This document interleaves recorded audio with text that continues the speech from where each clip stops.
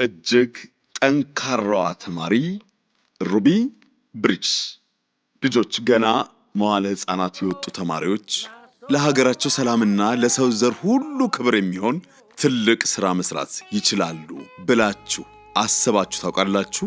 ወይም በትምህርት ቤታችሁ በጣም ጎበዝና በስነ ምግባርና በጨዋነት ለሁላችሁ ምሳሌ መሆን የቻለች ወይም የቻለ ተማሪ አይታችሁ ታውቃላችሁ? ዛሬ በምሳሌነቷና በቆራጥነቷ በመላው አሜሪካ ውስጥ ከፍተኛ ክብርና አድናቆት ያገኘች፣ ከዕድሜዋ በላይ ታላቅ ሥራ የሠራች፣ ገና ከአጸደ ሕፃናት ወጥታ ወደ መደበኛ ትምህርት የገባች አንዲት የ6 ዓመት ጀግና ልጅ ታሪክ ይዘንላችሁ ቀርበናል። Did you see Captain's glove? Yeah, it was neat. I bet if I had her glove, I could catch real good. Yeah, right. ስሟ ሩቢ ኒል ብሪጅስ ሆል ይባላል። የተወለደችው እንደ አሜሪካኖች የዘመን አቆጣጠር ሴፕቴምበር 8 1954 ዓ.ም ታይለር ታውን በሚባል ከተማ ሚሲሲፒ ግዛት ውስጥ ነበር። የሩቢ አባት በአንድ ሰፊ እርሻ ላይ ተቀጥሮ የሚሰራ ገበሬ ነበረ። እናቷ ደግሞ ልጆቿን ተንከባክባ የምታሳድግ የቤት እመቤት ነበረች። ምንም እንኳን አባቷ በሰው እርሻ ላይ ቀኑ ሙሉ ሲለፋ የሚውል ቢሆንም የሚያገኛት ክፍያ በጣም ትንሽ በመሆኗ የሚያስፈልጋቸውን ለማግኘት ይቸገሩ ነበረ። እንዲያውም አልፎ አልፎ የሚበሉትን እንኳን የሚያጡበት ጊዜም ነበረ። ሩቢ 5 ታናናሽ ወንድምና እህቶች ነበሯትና አብዛኛዋን ጊዜዋን የምታሳልፈው እነርሱን በመንከባከብ ነበረ።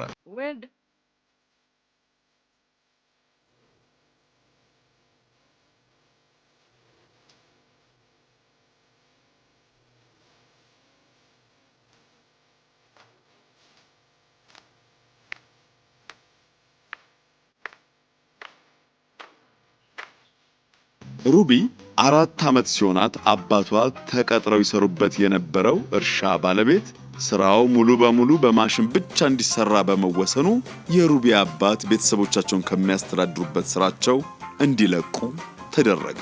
ከዚህ የተነሳ የሩቢ ቤተሰብ የኖሩበትን አካባቢ ትተው ወደ ሌላ ቦታ መሄድ ግድ ሆነባቸው።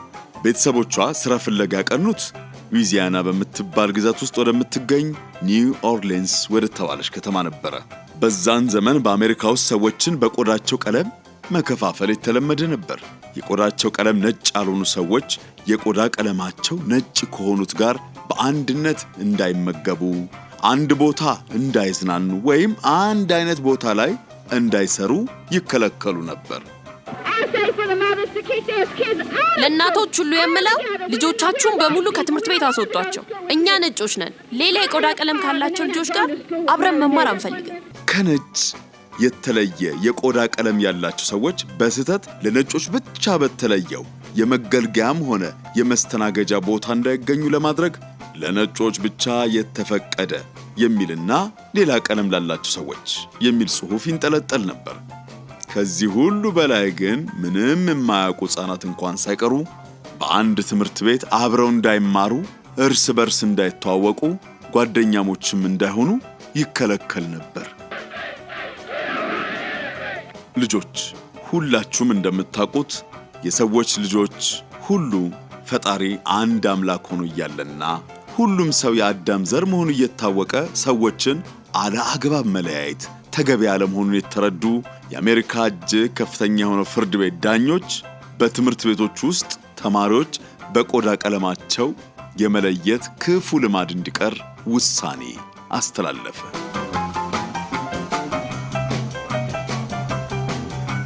ይሄ ውሳኔ የተለያየ የቆዳ ቀለም ስላላቸው ብቻ የትምህርት ዕድል ከነጮች እኩል እንዳያገኙ የተከለከሉትን ብዙ ሰዎች ከልብ ቢያስደስትም በዛው ልክ እጅግ ከፍተኛ ቁጥር የነበራቸውን ነጮችን አስቆጣ።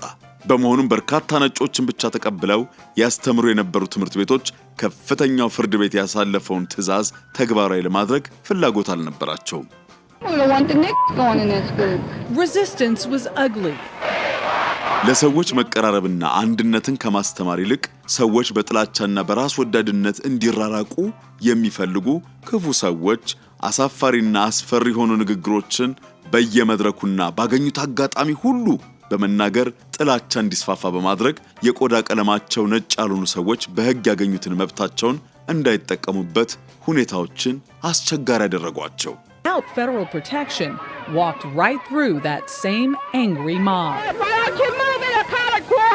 በዚህ ወቅት ከነጭ የተለየ የቆዳ ቀለም ያላቸው ሰዎች በመሰባሰብ ይህን መብታቸውን ለማስከበር የሚረዳ ሰላማዊ ትግል ለማድረግ NAACP የተባለ ድርጅት አቋቋሙ።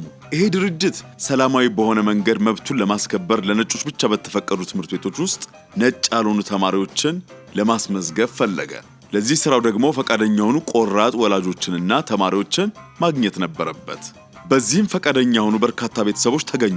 ሆኖም ትምህርት ቤቶቹ ልዩ ፈተና ካልሰጠናቸው በስተቀር አንመዘግብም ስላሉ ሕፃናቱ ፈተናውን ተፈትነው 4 ልጆች በአጥጋቢ ሁኔታ ፈተናቸውን ማለፍ ቻሉ።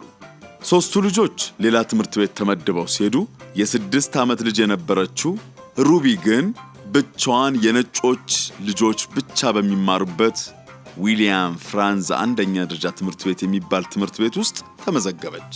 ይሁንና የነጮች ብቻ መማሪያ በሆነ ትምህርት ቤት ውስጥ የሩቢ መግባት በርካታ ነጮችን ከልክ ያለፈ አስቆጣ።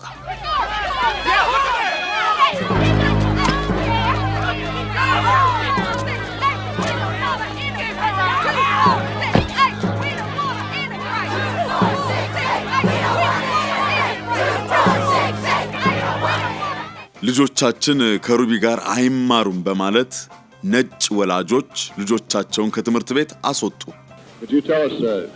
ልጆን ለምን ከትምህርት ቤት እንዳስወጡ ይነግሩኛል? ምክንያቱም ነጭ ካልሆነ ልጅ ጋር እንዲማሩ አልፈልግም። በዚህ ብቻ ሳይወሰኑም ሩቢ የምትገባበትንና የምትወጣበትን ሰዓት ጠብቀው ትምህርት ቤቱን በመክበብ እየጮሁና እየተሳደቡ የሚያስፈራሩ ነገሮችን እያሳዩ ትንሿ ሩቢ ትምህርት ቤቱን እንድትጠላና እንድትፈራ፣ በዚህ ምክንያት ደግሞ ከትምህርት ቤቷ እንድትቀር ለማድረግ የሚችሉትን ሁሉ ሞከሩ። ጎበዟ ሩቢ ግን እነርሱ የሚያደርጉትን ፈርታ ከትምህርቷ አልቀረችም። ይልቁንም ስትወጣም ሆነ ስትገባ እንደ ወታደር ኮራ ብላ ነበረ። ሩቢ ያሳየችው ጀግንነት በመላው አሜሪካ ውስጥ በመሰማቱም በዜጎች መካከል ይደረግ የነበረው ማዳላት የመረራቸው አሜሪካውያን አድሎ እንዲቀር ለማድረግ ተስፋ አገኙ። የሩቢ ጥንካሬ ተስፋ ያስቆረጣቸው አንዳንድ ዘረኛ ሰዎች ደግሞ በሕፃኗ ሩቢ ላይ ጉዳት ለማድረግ መዘጋጀታቸው በመታወቁ በዛን ጊዜ የአሜሪካን መሪ የነበሩት ፕሬዝዳንት ሄይዘንሃወር ሩቢ ወደ ትምህርት ቤት ስትገባም ሆነ ወደ ቤቷ ስትመለስ በ4 ኮማንዶዎች ታጅባ እንድትሄድ አደረጉ። ሩቢ ከሕፃንነቷ ጀምሮ በፈጣሪ ላይ ትልቅ እምነት እንዲኖራትና ከጥላቻ እንድትርቅ እናቷ በሚገባት አስተምራት ነበር። አንድ ቀን እንደተለመደው በኮማንዶቹ ታጅባ ወደ ትምህርት ቤት እየገባች ሳለ በድንገት ፊቷን ወደሚሰድቧት ሰዎች አዙራ ቀጥ ብላ ቆመችና እንዲህ ስትል ጸለየች። እባክህ ጌታ ሆይ እነዚህ ሰዎች የሚያደርጉትን አያውቁምና ይቅር በላቸው አለች። እነዛ ሰዎች ባያስተውሉም ይህች የ6 ዓመቷ ሕፃን ልጅ ግን የፍቅርን የይቅርታንና የፈጣሪን ኃይል አውቃ ነበረ። በዛ አስፈሪ ተቋሞ መሃል እያለፈች ትምህርቷን ሳታቋርጥ በመከታተሏ በአሜሪካን ውስጥ የሚገኙ ነጭ ያልሆኑ ዜጎች በድፍረት መብቶቻቸውን ለመጠየቅና ልጆቻቸውን ለነጮች ብቻ ይፈቀዱ በነበሩ ትምህርት ቤቶች ውስጥ በማስገባት በትምህርት ቤቶች ውስጥ የነበረውን ዘረኝነትንና አድሎን ለአንዴና ለመጨረሻ ጊዜ ከአሜሪካን ምድር ለማስወገድ ሕግንም ማስከበር ችለዋል። ልጆች ሩቢ ብሪጅስ ገና ሕፃን ሳለች የሰራችውን የጀግንነት ሥራ በማሰብ በአውሮፓውያን ዘመን አቆጣጠር ጃንዋሪ 8 2001 ዓ.ም ፕሬዚደንሻል ሲቲዝን ሜዳል የተባለውን ታላቅ ክብር ያለውን ሜዳሊያ በ47 ዓመቷ በዛን ወቅት የአሜሪካን ፕሬዝዳንት በነበሩት ቢል ክሊንተን እጅ ተቀብላለች።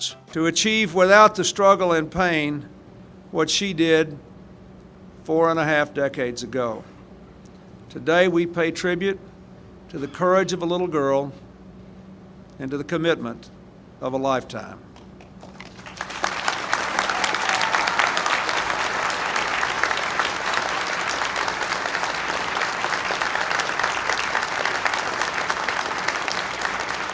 እንዲሁም በ2006 ዓመተ ምህረት በአሜሪካን ካሊፎርኒያ ግዛት በሩቢ ብሪጅስ ስም የሚጠራ የመጀመሪያ ደረጃ ትምህርት ቤት ተቋቁሟል።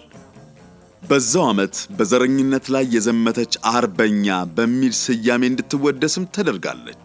ከዛም ከ6 ዓመት በኋላ ደግሞ ታሪክ በሰራችበት የዊሊያም ፍራንዝ አንደኛ ደረጃ ትምህርት ቤት ቅጥር ግቢ ውስጥ ሐውልት እንዲቆምላት ተደርጓል። ልጆች በጣም የሚገርማችሁ ነገር ሩቢ እዚህ ትምህርት ቤት ስትገባ የትምህርት ቤቱ መምህራን ሁሉ ሩቢን ለማስተማር ፈጽሞ ፈቃደኞች አልነበሩም። ይሁንና አንዲት ጎበዝና ፈጣሪዋን የምትወድና የዘረኝነትን ክፋት የሌለባት ነጭ መምህርት ብቻዋን ሩቢን እያስተማረችና እየተንከባከበች ወደ ቀጣዩ ክፍል እንድታልፍ አግዛታለች። ይቺ ሴት ስሟ ባርባራ ሄነሪ ይባላል። But there was one person there, her teacher Barbara Henry. Coming from Boston, she was the only one willing to teach Ruby. እንዳየኋት ያሰብኩት ትዝ ይለኛል። ነጭ ናት አልኩኝ። ከዚያ በፊት ነጭ መምህርት አይቼ አላውቅም ነበር። ስታያት ውጭ ያሉትን ሴቶች ትመስላለች፣ ግን አይደለችም። ሁልጊዜም የምለው ነገር ልቧን አሳይታኛለች ነው።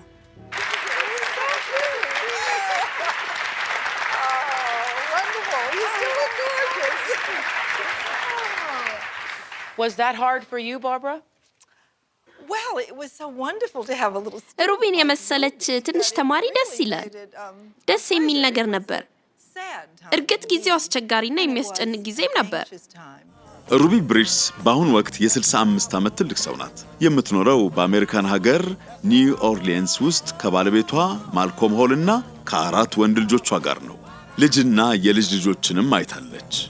ሩቢ ብሪጅስ ፋውንዴሽን የሚባል ድርጅት አቋቁማ በመላው አሜሪካን እየተዘዋወረች አሁንም የአሜሪካ ዜጎች ዘረኝነትን አስወግደው በፍቅርና በመተሳሰብ እንዲኖሩ ይቅር የመባባልን እርስ በርስ የመከባበርንና የተለያየ አይነት ሆኖ መፈጠርን ስለማድነቅ በሚገባ ታስተምራለች። We also don't mark the successes that we as Americans have. እኛ እንደ አሜሪካውያን በጋራ ሆነን ያገኘናቸውን ስኬቶች አጉልተን አናያቸውም። በተለይ በዘርና በባህል ጉዳዮች ላይ ማለቴ ነው። ሩቢ በደረሰችበት ሁሉ በንግግሯ እንዲህ ትላለች። ዘረኝነት አብሮ የሚያድግ በሽታ ነውና ልጆቻችንን የዘረኝነት ማስፋፊያ ከማድረግ እንቆጠብ። Our kids know nothing. ልጆቻችን ስለ ዘረኝነት ምንም የሚያውቁት ነገር የለም። እኛ አዋቂዎቹ ነን ዘረኝነትን ወስደን ለፈለግነው ዓላማ መገልገያ የምናደርገው። ለዚህ ነው ዛሬም ድረስ ያልጠፋው። ልጆች በዙሪያችሁ የሚገኙ ሕፃናትም ይሁኑ አዋቂዎች ሁሉም የፈጣሪ ልጆች ናቸው። ሰዎችን ሁሉ ከልባችን በመውደድና እርስ በርስ በመረዳዳትና በመተሳሰብ ፍቅር የሞላበትና ለመኖር የምታጓጓ ውድ ሀገር ኢትዮጵያን መፍጠር እንችላለን። አንዳንድ በዘር ሰዎችን ለያይተው ማየት የሚፈልጉ ሰዎችን ስናገኝ እንደ ትንሿ ሩቢ ብሪጅስ የመተሳሰብና የአንድነት ዋጋ በፍቅርና በትዕግስት ልናስተምራቸው ይገባል። የዚህ ሳምንቷን አስደናቂ ሕፃን ሩቢ ብሪጅን ጥንካሬዋን እያሰባችሁ ከእርሷም እየተማራችሁ ቆዩ። ሰላም ሁኑልን።